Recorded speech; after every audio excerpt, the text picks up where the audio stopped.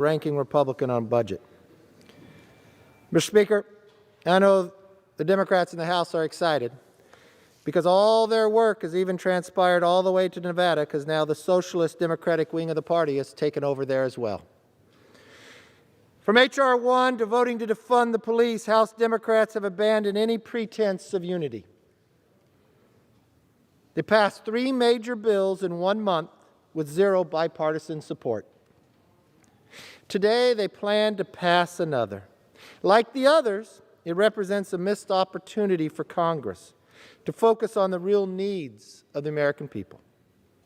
At $1.9 trillion in new spending, the so-called American Rescue Plan is the most expensive single bill in American history. Let's put that number in context, Mr. Speaker. If you put it in today's numbers, World War II cost our government $4.8 trillion. But if we pass this bill, our country's total COVID relief spending will now total $5.5 trillion. This so-called relief bill will end up costing every hardworking taxpayer in America more than $5,000 each.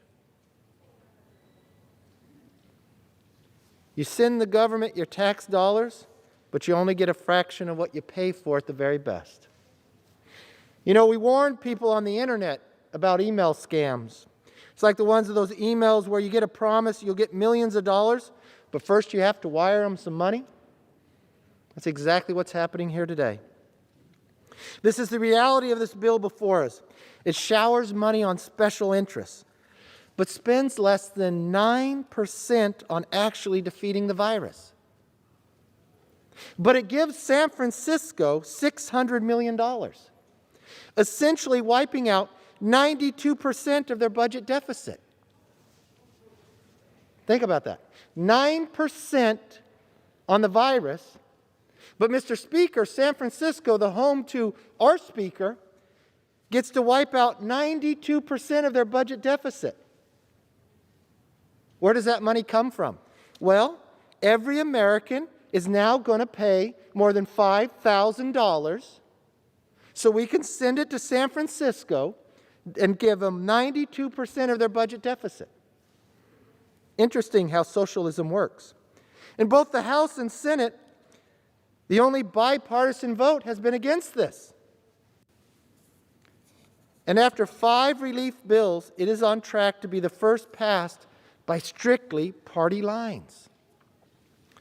Mr. Speaker, I've heard people across the country say this bill today is costly, corrupt, and liberal.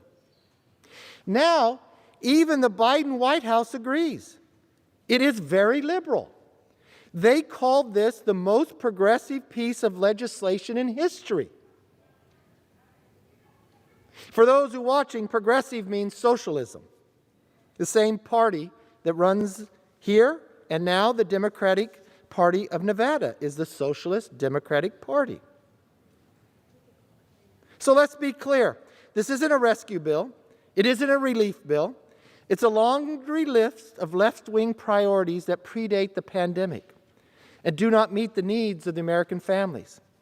No wonder even House Democrats have said they are embarrassed by what is in it. And just this week, one of their own members said there is no question there's some waste in there. But they'll still vote for it anyways.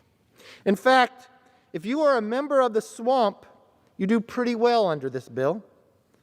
But for the American people, it means serious problems immediately on the horizon. Consider this. Mr. Speaker, every person, and it will only be Democrats who vote for this, will cause a $36 billion cuts in Medicare starting this year. So what they choose to do is cut Medicare to those who need it and send $600 million to San Francisco to pay for 92% of their budget deficit. Or consider K through 12 education. Democrats say they need $130 billion to reopen schools, but their bill only allocates $6 billion to help schools this fiscal year. 2/3 of the total funding for education won't even be spent until 2023 or later. But don't worry, San Francisco will get their money now. The schools need to wait. You have priorities. Do Democrats expect schools to reopen 2 years from now? I guess that's what they're saying with this bill. They have no plan to get children back in the classroom full time. This week marks the 1-year anniversary of school districts across the country switching to school behind a screen. We still don't know the full effects of this decision, but we do know keeping classrooms closed has created an education and mental health problem for students and parents. It has been a lost year for our children's education. And even more devastating, 1 in 4 young adults have struggled with suicidal thoughts. Experience and scientific evidence say reopen schools now. It's necessary and it's safe. Mr. Speaker, the last time this bill was on the floor, we offered an amendment to take that money for that subway just outside of San Francisco and put that money for the children's mental health and others. Unfortunately, Mr. Speaker, all the Democrats said no, that subway by San Francisco was more important. But fortunately, we were able to remove that from the bill in the Senate. But luckily here, all the Democrats were able to think the priority is not children, it was San Francisco. But because Democrats are following the demands of special interests, not science, they're telling children to wait with no end in sight. Now, Mr. Speaker, I want to applaud the Democrats on the other side because they put their money where their mouth is. They are telling the American public, first, give me $5,000. I know you have to work harder, but what I'm going to do, because this is how socialism works, the Democrats are now going to decide who should get that money. And you know what? At least they give it to the people they respect the most. So let's go through this. Compared to the subsidies for the swamp, Democrats want to give federal employees who have not been laid off an extra $21,000 to help cope with virtual schooling. But if you're in the private sector or if you've been laid off, you don't get any of that. But what they want to do is take the money from you, give it to any federal employee, gets a bonus of $21,000, even though they've never been laid off work. So if you're in Washington in the swamp, you're part of the team. If you're a hardworking taxpayer, sorry, you just send a bill. But if you're in San Francisco, we're going to help pay for your deficit. What does it say to the millions of mothers and fathers who had to quit their job to take care of their kids at home and in school? Or compare that to Title X. This bill will allow organizations like Planned Parenthood to access $50 million. You know, Mr. Speaker, for decades in this body, we respected one another's opinion. We created the Hyde Amendment. It said we would not use taxpayers' funds for abortion. But when there's a pandemic and a socialist reign, we're going to charge you $5,000 regardless of how you feel about it, and that's where the money's going to be spent. Now, what the Democrats believe, schools should wait a couple years to get their money, but not Planned Parenthood. We've got to get that money there quick. Or compare it to how we fund states, Mr. Speaker. We've always had a formula. But, Mr. Speaker, now that we're going to do this bill this way, where it's only one-party rule, we're going to change the formula of how states can get their money. So let's analyze that. Democrats claim states and local governments need $350 billion. Now, where do they get that number? Well, if they read the headlines, it would confirm states are not in financial distress. Nearly half saw an increase in revenue last year. And some, even including in my home state of California, They have a budget surplus. Now, Mr. Speaker, I understand in Washington, they don't understand maybe the word what surplus means. That means you have more money, that you actually saved money. But what California is going to get is a windfall. Remember, San Francisco's in California. Mr. Speaker, just happens to be the Speaker's district as well. They have a $650 million deficit. Now, some of the challenges that San Francisco has, you see, if you're in San Francisco and you're homeless, they'll pay for your alcohol and they'll pay for your cannabis. So it costs more money. So that's why you have a deficit. But it's okay because we don't need to send the schools money today. We can send that years from now. But we need to get them 92% of their deficit taken care of. Now, we have a pandemic going on, and we're going to spend $1.9 trillion, but only 9% of that needs to go to COVID because San Francisco needs a lot of money. So what they have done now is they reward bad behavior. As for the few places that are facing shortfalls, they're actually punishing states that did it right. American taxpayers didn't vote for this, but thanks to the blue state payout, they are. The bill rewards bad behavior. Now, President Biden, he hasn't had a press conference, but he did say one time, and someone picked it up, show me what to cut. Well, the Senate actually cut tens of billions in spending from the Biden bill that the House passed. Now, I feel bad, Mr. Speaker, because Speaker Pelosi at first had like $112 million for that really important COVID subway just outside of San Francisco. Now, before that bill was able to get to the floor and the public found out about it, I guess it got good press because they added more money to it. It got to $140 million. Now, when it came to the floor here, there was a group of people, well, Mr. Speaker, let's just say it was the Republicans. They thought a better priority was to spend that $140 million for children with mental health. Because we've watched study after study of children being left out of school, suicide, obesity. What about those children who have parents who don't work for the federal government? They don't get a bonus. And some of those parents had to quit their job to care for their children.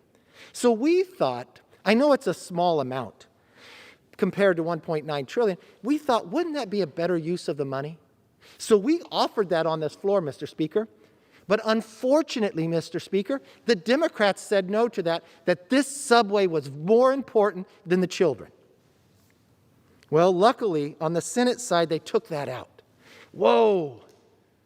Mr. Speaker, the American public thought for one moment, maybe the price could get a little lower that the American public would have to pay, not $5,000 a person. Maybe they saved a little money. No, no, no, no, no. You see, Mr. Speaker, the Democrats are in charge of the Senate too. So they now decided since they couldn't build the subway, they would just plus that money up. So where did they spend it? Well, Mr. Speaker, you got to give them credit.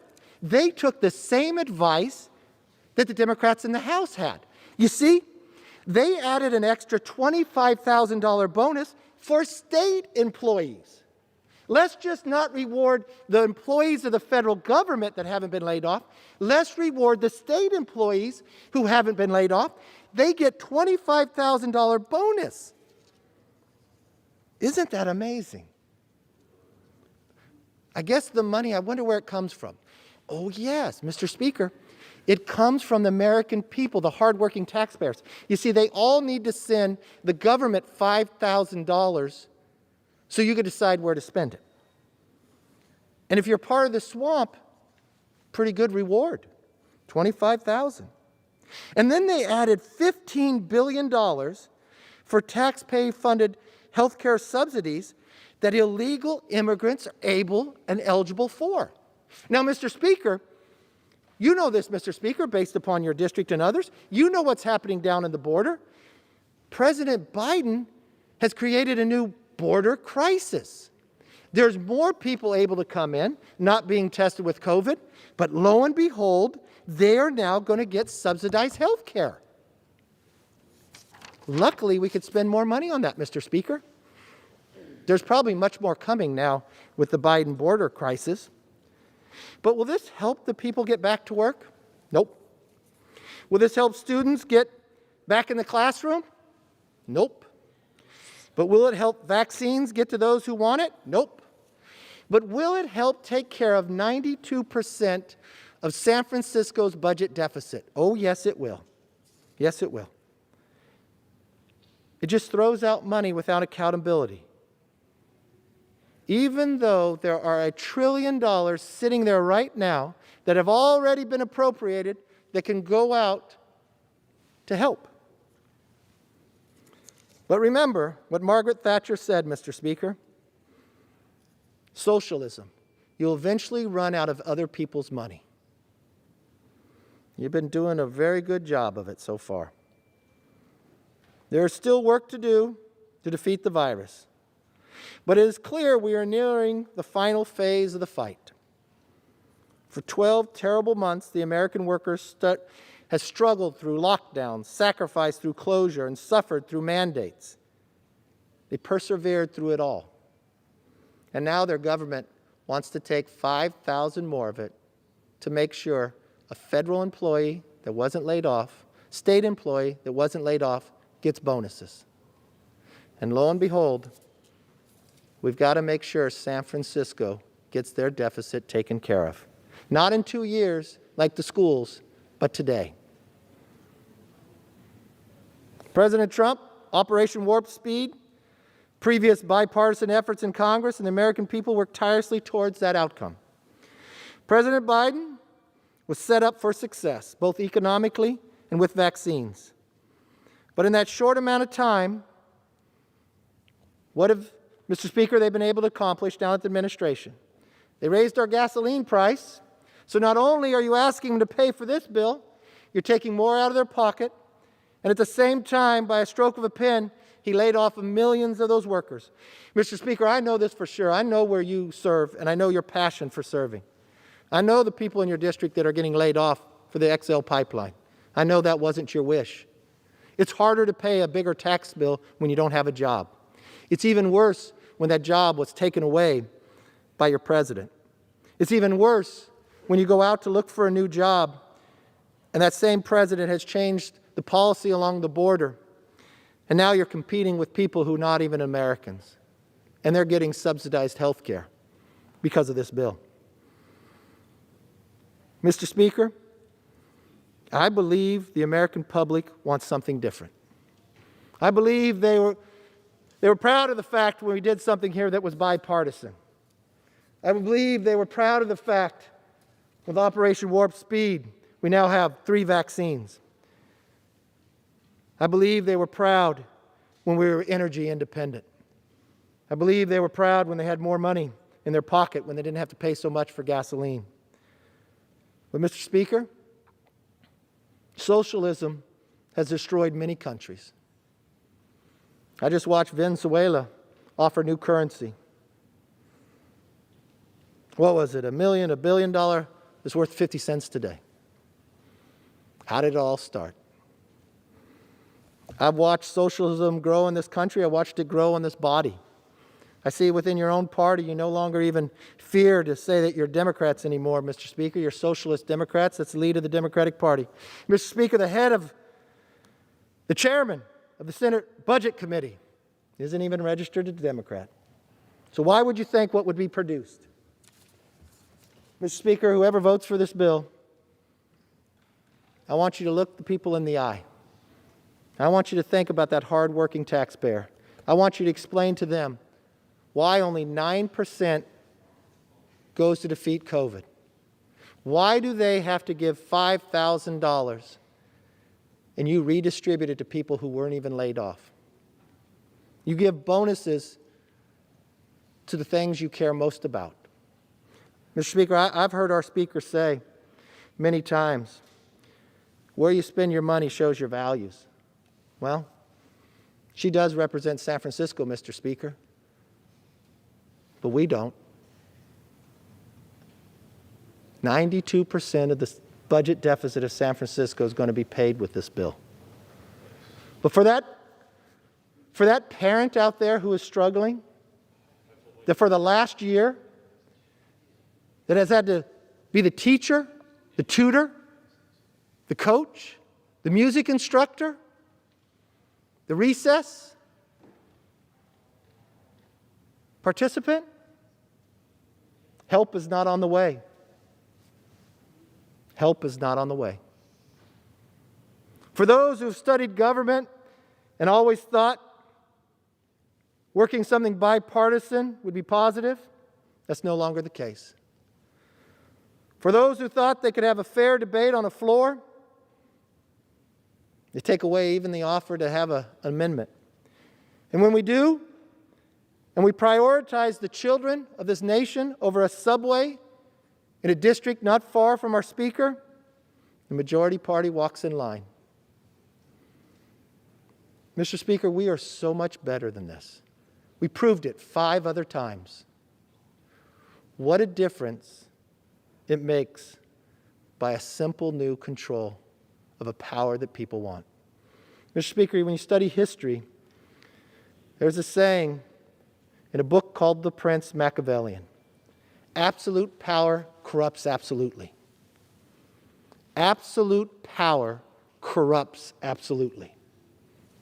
The first indication to know if it happens, take a look at the vote. There'll be a bipartisan vote against this bill. You could wave to me, it's okay.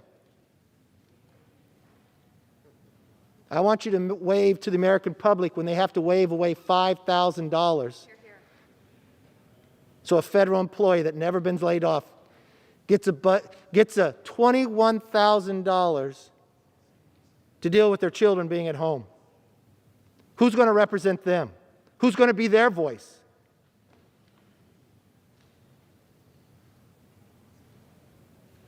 Mr. Speaker, I'll promise you this. We will never stop listening to those voices. We will never stop fighting for those voices. And there will be a day that will be the majority voice in this House. Unfortunately, Mr. Speaker, I have not seen that this year. History will not be kind to what transpires today. But I still believe that America is a great hope for the future. That we're all conceived in liberty and dedicated to the proposition that we are equal. But in this body, it seems as though only one can have a voice. But that will not last long, and that will change shortly. With that, I yield back. Gentlemen,